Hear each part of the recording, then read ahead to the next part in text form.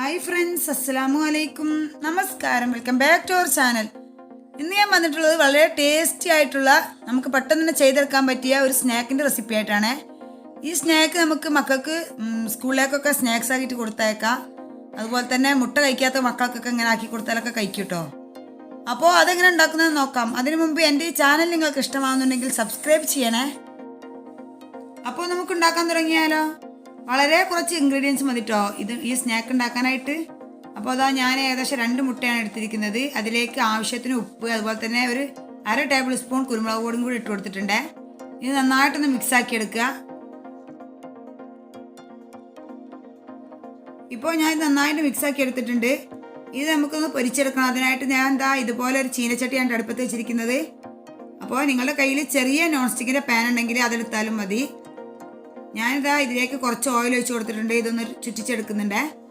അതിനുശേഷം ഇതിലേക്ക് മുട്ട ഒഴിച്ചു കൊടുക്കുകയാണ്. അപ്പോൾ ഇത് വേണ്ടത് മുട്ട കുറച്ചൊരു കട്ടിക്ക് വേണം. അതുകൊണ്ടാണ് ഇങ്ങനെ ചെറിയ പാൻ എടുക്കാൻ പറഞ്ഞത്. അതുപോലെ തന്നെ ഇങ്ങനെ അല്ലെങ്കിൽ ഇങ്ങനെ കുഴിയുള്ളൊരു പാനൊക്കെ എടുത്താൽ മതി. ഇനി ഞാൻ ചെറുതായിട്ടൊന്ന് ചുറ്റിച്ചു കൊടുക്കുന്നുണ്ട്. ഒരുപാട് അങ്ങോട്ട് വലുതാക്കണ്ടേ, അപ്പോൾ പറ്റ നെയ്സാവും. അങ്ങനെ വേണ്ട, കുറച്ചൊരു കട്ടിക്കാണ് കിട്ടേണ്ടത്. അപ്പോൾ കുറച്ച് സമയം കഴിഞ്ഞപ്പോൾ ഞാനിത് മറിച്ചിട്ട് കൊടുത്തിട്ടുണ്ട്. ഇനി പെട്ടെന്ന് നമുക്ക് പാനിൽ നിന്ന് മാറ്റി കൊടുക്കാം. ഇനി ഇതേ പാനിലേക്ക് ഞാൻ കുറച്ച് ഓയിൽ ഒഴിച്ച് കൊടുക്കുന്നുണ്ട്. ഓയിൽ ചൂടാവാനായിട്ട്. ഈ സമയം ഓയിൽ ചൂടായി വരുന്ന സമയം കൊണ്ട് തന്നെ നമുക്ക് നേരത്തെ മുട്ട മിക്സ് ചെയ്ത അതേ പാത്രത്തിൽ തന്നെ ഞാനൊരു 1/2 കപ്പ് മൈദ ഇട്ട് കൊടുക്കുന്നുണ്ട്. ഇനി അതുപോലെ തന്നെ ഇതിലേക്ക് ആദ്യം ആവശ്യത്തിനായ ഉപ്പിട്ട് കൊടുക്കുക. ഇനി ഞാൻ ഇതിലേക്ക് 1/4 ടീസ്പൂണിലും താഴെയായിട്ട് മഞ്ഞൾപ്പൊടി ഇട്ട് കൊടുക്കുന്നുണ്ട്. അതുപോലെ തന്നെ 1/4 ടീസ്പൂൺ ജിഞ്ചർ പൗഡറും 1/4 ടീസ്പൂൺ ഗാർലിക് പൗഡറും കൂടെ ഇട്ട് കൊടുക്കുന്നുണ്ട്. അപ്പോൾ നിങ്ങളുടെ കയ്യിൽ പൗഡർ ഇല്ലെങ്കിൽ ജിഞ്ചർ ഗാർലിക് പേസ്റ്റ് ഇട്ട് കൊടുത്താലും മതി കേട്ടോ.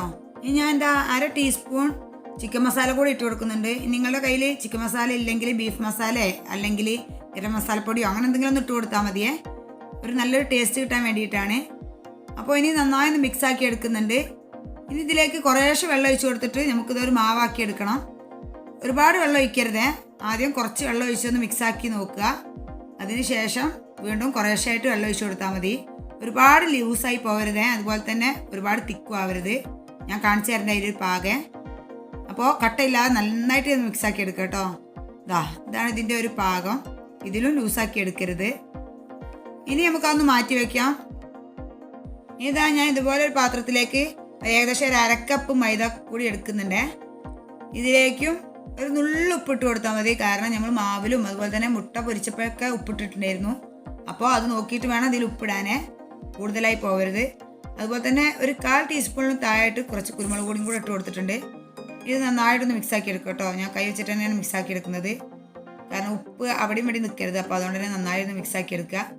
ഈ നേരത്തെ ഫ്രൈ ചെയ്ത് മാറ്റി വെച്ച മുട്ടയില്ലേ, ഇതുപോലെ ഒന്ന് മുറിച്ചെടുത്തിട്ടുണ്ട്. ഈ ഒരു വലിപ്പത്തിൽ. അതൊക്കെ വലിപ്പമൊക്കെ നിങ്ങളുടെ ഒരു ഇഷ്ടത്തിനനുസരിച്ച് ആക്കട്ടോ. ഞാൻ ഏകദേശം ഇതുപോലെയാണ് ആക്കിയെടുത്തത്. ഇനി ആദ്യം നേരത്തെ റെഡിയാക്കി വെച്ച മാവിലൊന്ന് മുക്കിയെടുക്കുക. 2-3 കഷ്ണം ആദ്യം ഒന്ന് മുക്കിയെടുക്കുന്നുണ്ട്.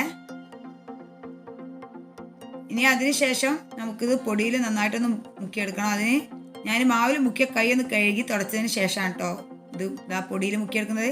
അല്ലെങ്കിൽ പൊടി പെട്ടെന്ന് തന്നെ നനഞ്ഞു പോകും. ഇതുപോലെ പൊടി നന്നായിട്ട് മൈദപ്പൊടി എല്ലാ ഭാഗത്തും നന്നായിട്ട് ആക്കിയതിന് ശേഷം ഇതുപോലെ ഒന്ന് കൊട്ടി കൊടുക്കുക. അപ്പോൾ ഞാൻ നേരത്തെ എണ്ണ ചൂടാവാനായിട്ട് വെച്ചിട്ടുണ്ടായിരുന്നു. നന്നായിട്ട് ചൂടായ എണ്ണയിലേക്ക് വേണം ഇട്ട് കൊടുക്കാൻ. തീരെ എണ്ണ ഒന്നും കുടിക്കൂല കേട്ടോ. പിന്നെ മുട്ട ആയതുകൊണ്ട് തന്നെ നന്നായിട്ട് പൊങ്ങി വരും ചെയ്യും. പെട്ടെന്ന് തന്നെ വെന്ത് കിട്ടും. ഒരുപാട് സമയമൊന്നും വേണ്ട. നല്ല ടേസ്റ്റാണ് കേട്ടോ ഈ ഒരു സ്നാക്കിന്. നമുക്ക് സോസൊക്കെ കൂട്ടി കഴിക്കാം. ഇവിടെ മക്കൾക്കൊക്കെ ഒരുപാട് ഇഷ്ടമാണ്. മുട്ട മാത്രമായിട്ട് പൊരിച്ചു കൊടുത്താൽ അങ്ങനെയൊന്നും കഴിക്കൂല. അങ്ങനെയൊക്കെ ചെയ്ത് കൊടുത്താൽ നന്നായിട്ട് കഴിക്കുക.